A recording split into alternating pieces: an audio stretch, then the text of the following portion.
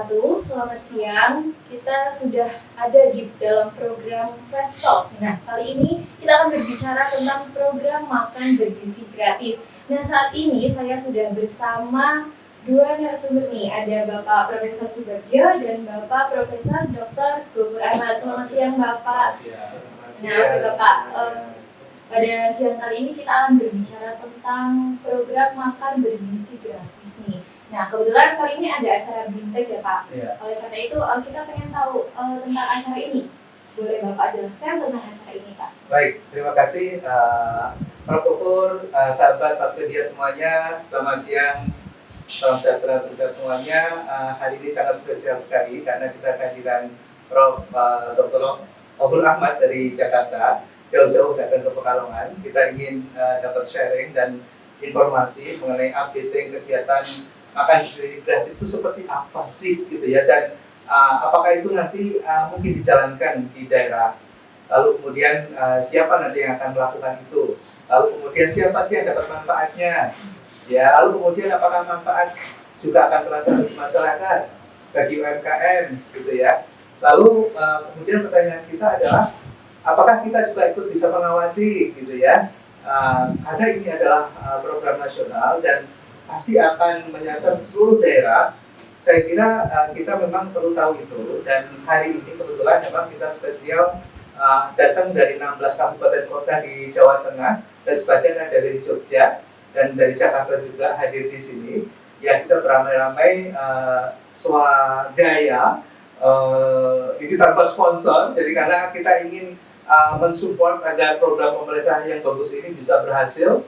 Dan tentunya kita berharap manfaatnya benar-benar maksimal bagi masyarakat.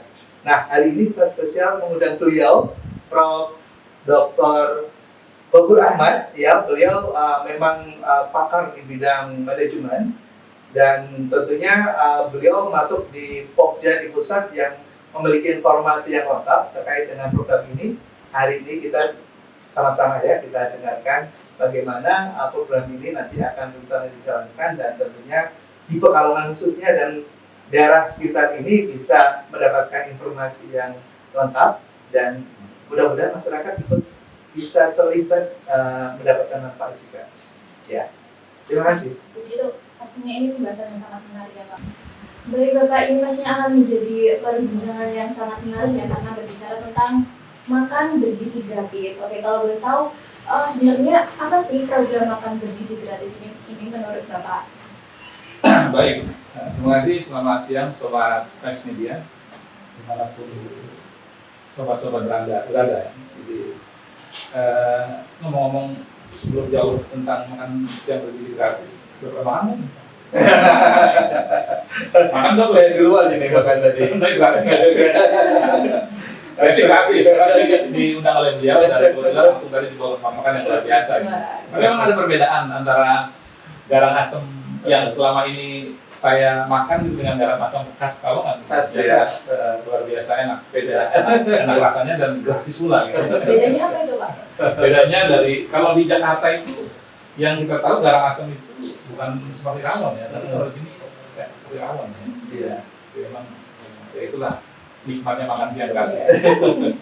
Baik, kita tahu bahwa pemerintah terutama secara khusus Bapak Presiden Prabowo Subianto itu kan sudah mencanangkan program makan siang, makan bergizi gratis sebenarnya, makan siang, makan bergizi gratis yang sasaran itu sampai dengan 2019 sekitar 80,9 juta penerima manfaat dari mulai anak siswa TK, pradasar, PAUD, SD, SMP sampai dengan SMA, dan tentu saja ibu hamil dan menyusui. Dari 82,9 juta tersebut kan anggaran APBN itu coverage-nya mungkin dibagi sampai dengan kurang lebih 5 tahun. Dan kita tahu kalau dalam berbagai news media yang disampaikan oleh pemerintah tahun 2025 startnya itu kan mungkin sekitar di antara 15 juta sesuai dengan anggaran yang sudah kita sudah tahu. Anggaran 2025 itu sekitar 71 triliun untuk melaksanakan program ini, dan 2024 pun juga sebenarnya sudah dilaksanakan aktivitas program makan bergizi gratis yang diselenggarakan ini secara mandiri oleh swadaya masyarakat, oleh komponen-komponen masyarakat, dan mungkin sekolah-sekolah yang memiliki inisiatif menyelenggarakan program makan bergizi gratis. Nah, khusus untuk tahun 2025, kalau kita lihat dari postur anggarannya, itu kan coverage-nya itu sekitar, kalau kita baca gitu ya, itu sekitar 15 juta. Berarti kalau 15 juta dibagi dengan 3.000 katakanlah teks per hari untuk satu dapur, maka kebutuhan dapurnya itu akan sangat banyak. Kalau misalkan 15 juta dibagi 3.000 kan mungkin sekitar kebutuhannya 5 ribuan. 5 ribuan dapur yang harus tersedia di tahun 2025.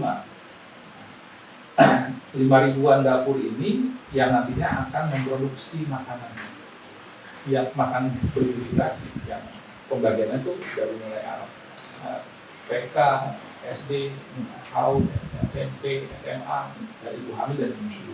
Nah, dari 3.000 mungkin kalau kita lihat ya, pemerintah ini kan juga memiliki keterbatasan dalam menyediakan dapur yang dianggarkan pada PTN.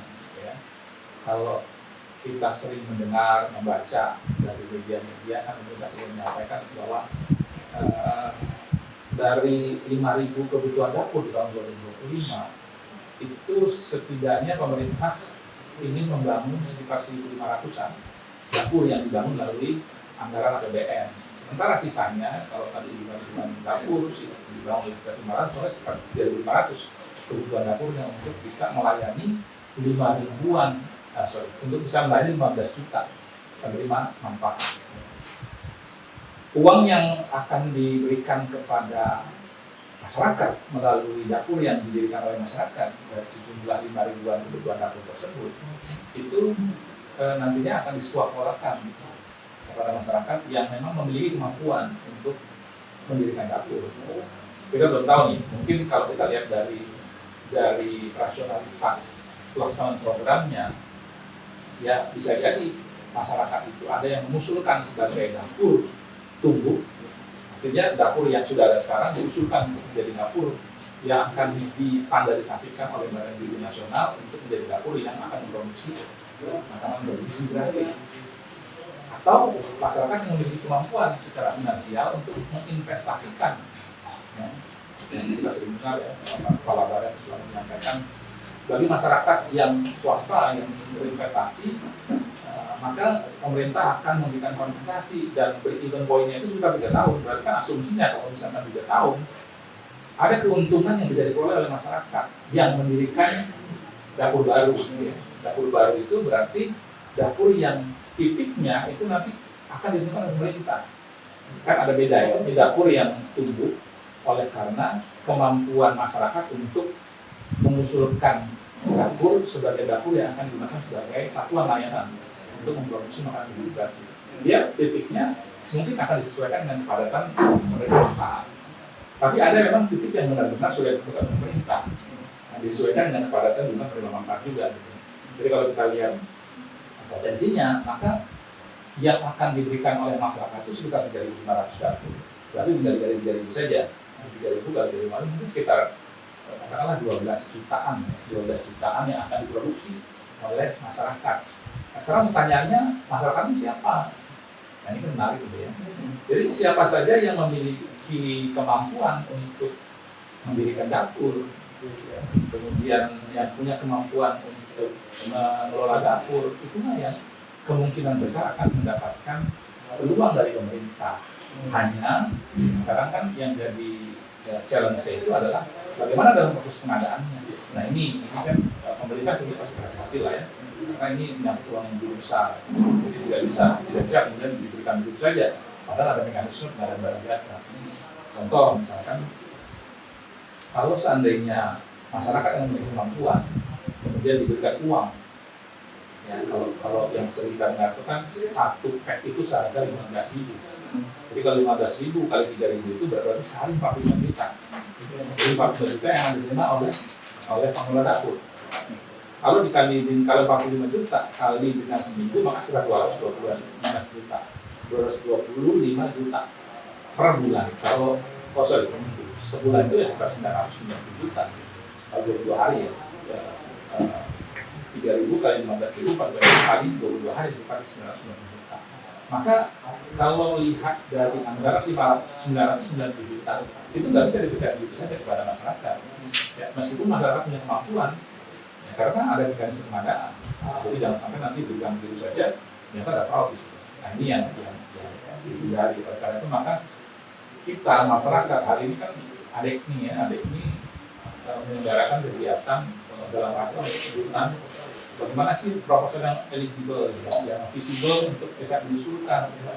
Jangan sampai proposalnya itu tidak memberikan informasi yang cukup kepada pemerintah tentang kemampuan masyarakat yang ada di kelompok ADP ini dalam membuat proposal. Jadi di situ peluang bahwa sebenarnya nanti pemerintah akan memberikan anggaran bagi pengelola dapur yang potensinya itu tadi sekitar 2025 itu kalau kita lihat dari asumsi dari 15 juta dibagi dengan 2.000 maka sekitar 5 ribuan dapur. 5 ribu dapur kalau misalkan pemerintah hanya anggaran tidak disepakati dalam APBN hanya 71 triliun maka sekitar 1.500-an dapur yang akan diberikan oleh pemerintah. Sisanya itu diberikan kepada masyarakat. Lantas bagaimana? Ini kan ada di dapur nih uang yang disalurkan oleh pemerintah untuk memproduksi makanan. Sementara dari dapur ke hulunya itu ada pemasok. Nah, koperasi berperan di situ. Koperasi, BUMDes, masyarakat lokal. Oleh karena itu maka pemerintah kan juga memiliki visi selain daripada memberikan manfaat bagi penerima yang dampaknya itu nanti bisa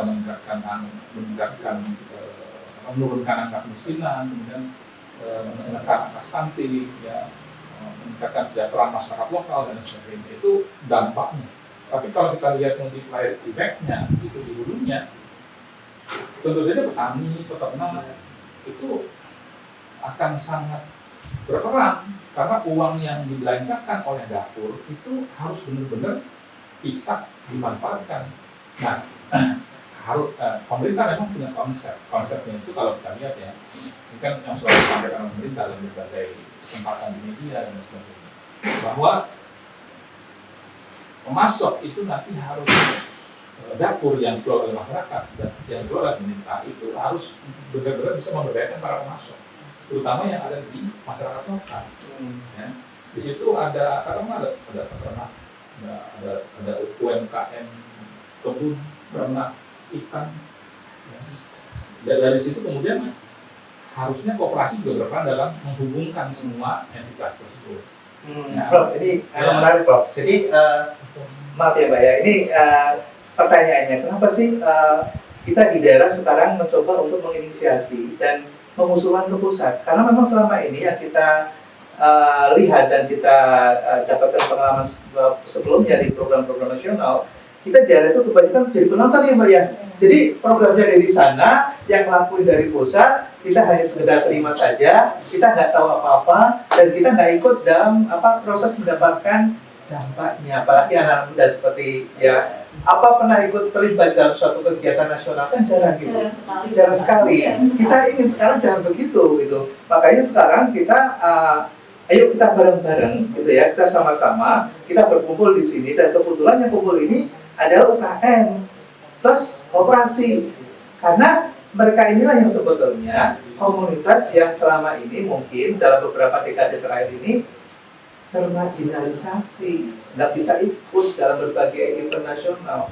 Nah, kita berharap ke depan Pak Prabowo, kita yakin beliau punya ada optimisme kita semuanya untuk berharap koperasi dan UMKM ini dilibatkan. Makanya kita tidak menunggu nih. Hari ini kita kumpul di rumah koperasi Pekalongan ini, ada 16 kabupaten kota bareng-bareng di sini. Kita akan mendengarkan dari beliau. Nanti secara detail akan dijelaskan bagaimana tadi dan kemudian bagaimana proses kita untuk bisa ikut serta di dalam kegiatan program nasional makan bergizi gratis ini. Itu yang penting.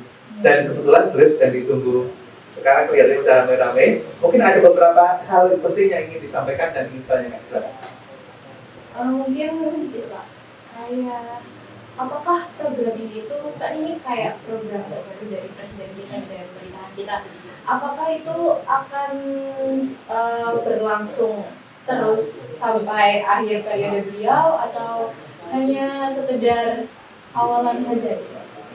Ini kalau kita belajar dari negara-negara seperti Tiongkok, India, negara-negara yang sampai saat ini terus menjalankan program ini, tidak hanya sebatas pada priorisasi kepemimpinan sang presiden saja, kan ini jadi historical data yang sangat berharga bahwa memang Bapak Presiden kan juga selalu menyampaikan di awal pemerintahan beliau kan ketika pembentukan semua kabinet itu beliau mengatakan bahwa ini adalah program yang harus dikawal dan beliau tidak ingin program ini berhenti begitu saja dan ingin ada keberlanjutan. 2029 itu dibatasi oleh priorisasi, tapi ketika 2009 berakhir maka beliau pasti sudah menyiapkan segala strategi kebijakan supaya program ini terus berjalan dengan siapapun yang menjadi presiden nantinya. Karena program ini sangat luar biasa, terutama bagi masyarakat lokal ya, petani lokal, ternak lokal. Coba kita berandai-andai, misalkan di satu dapur itu kan untuk memproduksi sekitar 3.000 pack. Nah, itu membutuhkan kurang lebih sekitar 40-an.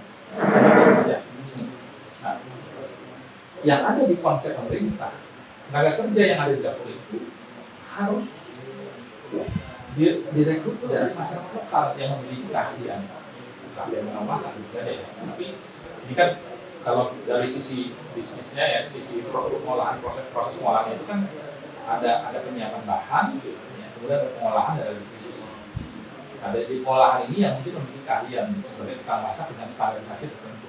Tapi di sisi penyiapan bahan, terus kemudian pemorsian, pencucian, distribusi, ini kan mungkin masyarakat lokal yang meskipun tidak memiliki sertifikasi keahlian, tetapi bisa didorong. Bisa bayangkan ya kalau misalkan dalam satu, kalau kita hitung ya, kan pemerintah itu targetnya 82 juta. 82 juta kalau dibagi 3.000 itu rata ya kebutuhan dapurnya itu sekitar 27.000 atau 30.000 dapur. 30.000 dapur. Kalau kita kali ini itu kan 3.000 dapur ya misalkan. Dikali satu dapur itu 30.000 dapur. Kalau satu dapur itu 45 orang, berarti ada 1.350.000 tenaga kerja yang terserap. Jadi kalau itu perlu ini Pak, kayak anak muda yang berperan untuk menjalankan. Nah, karena pertanyaannya di mana peran anak muda? Jangan berpikir orang ini kan kerja dapur masak kan di situ ada keahlian. Ya.